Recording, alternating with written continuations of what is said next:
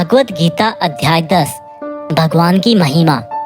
भागवत गीता के 10वें चैप्टर में आप भगवान के द्वारा यह जानेंगे कि क्या भगवान का कोई रूप है, भगवान कहाँ कहाँ किस किस रूप में रहते हैं। वैसे तो आपने बहुत बार सुना है कि भगवान ऐसे हैं, भगवान वैसे हैं, यहाँ है, वहाँ है, हर जगह है, पर इसको हम ज़रा बारीकी से जानेंगे और मैं आपको यह भी बताऊँगा कि क्या इंसान के लिए भगवान को पूरा जानना संभव है। श्री कृष्ण बोले, अर्जुन तू मेरा सच्चा मित्र है और मुझसे प्रेम करता है, इसलिए अब मैं तुझे मेरे बारे में बताता हूँ। मेरे जन्म को कोई नहीं जानता, लेकिन जो यह जानता है कि मैं कभी नहीं जन्म लेने वाला और कभी नहीं मरने वाला हूँ, वही सबसे बड़ा ज्ञानी है। ज्ञान और मूर्खता, सत्य और झूठ, सुख और दुख, मन और बुद्धि, रचना और नाश, कीर्ति और अपमान सहित सभी भाव वास्तव में मैं ही तो हूँ। इस संसार में जहाँ जहाँ जिसकी भी पूजा होती है वह वास्तव में मैं ही हूँ। जो लोग मुझ में मन और प्राणों को अर्पण करते हैं उनके ज्ञान के अंधकार को मैं ही ज्ञान के उजाले से रोशन करता हूँ।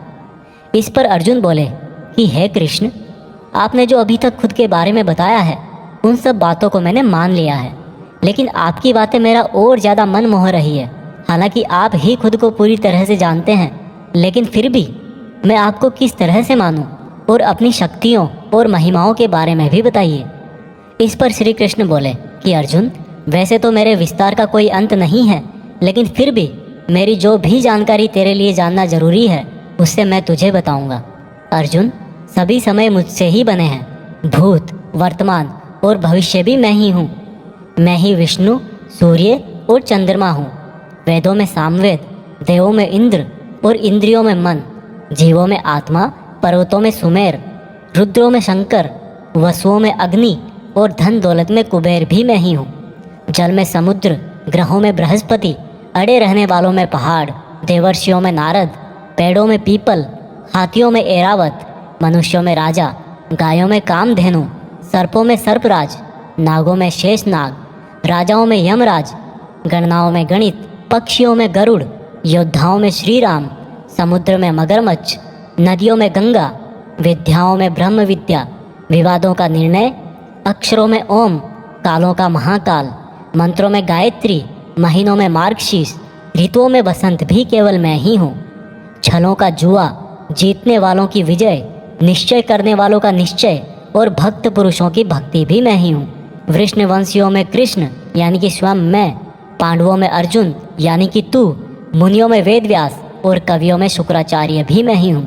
जीतने वालों की रणनीति और रहस्य रखने वालों का मौन भी मैं ही हूँ। हे अर्जुन, इस ब्रह्मांड में जितना भी जाना और अनजाना है वह सब मैं ही हूँ और मेरा कोई अंत नहीं है। इसलिए हे अर्जुन, मुझे पूरा जानना तेरे लिए किसी काम का नहीं है। बस तू इतना जान ले कि ये संसार तो मेरे एक छोटे से अंश मात्र से ही चलता है। दोस्तों, इस चैप्टर में आप जान गए होंगे कि ऐसी कोई जगह नहीं है जहाँ पर भगवान ना हो, और श्री कृष्ण ने यह भी कहा है कि अर्जुन को ना तो ईश्वर को पूरा जानना जरूरी है और ना ही वो पूरा डिटेल में जान पाएंगे।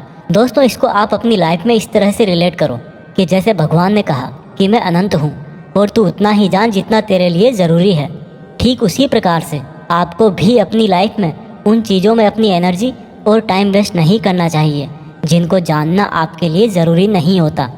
सिर्फ आप इतना ध्यान रखें कि ऐसा कौन सा नॉलेज है जो आपको अपनी मंजिल तक पहुँचाएगा।